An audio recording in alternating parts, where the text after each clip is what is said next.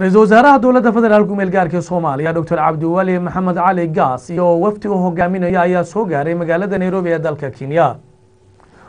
waftiga ra'iisul wasaaruhu uu hogaaminayo ayaa waxay ka qayb gali doonaan jir la doonayo in laga hadlo arrimaha road mapka iyo xaaladihii ugu dambeeyay Soomaaliya. ajendaha shirkaasi ayaa waxa uu noqon doonaa sidii dadka Soomaaliya uu uga gudbi lahaa xadda kumeel gaarka ah.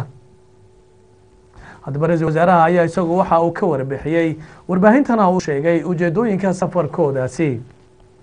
safarkaygu waxa weeye safar shaqo oo aan ugu socday inaan ka qayb galo shir laga hadlayay wixii ka qabsoomay road mapka oo ahaa barnaamijkii loogu talagalay laga baxo ku meel gaarnimada marka in annaga Soomaali ahaan iyo dadka kale oo talada nala wadaaga inaanu saragno waxaan isku weydiino waxaan noo qabsoomay caqabadaha jira iyo sida aan uga bixi lahayn loo hirgelin lahaa wixii ka haray road mapka.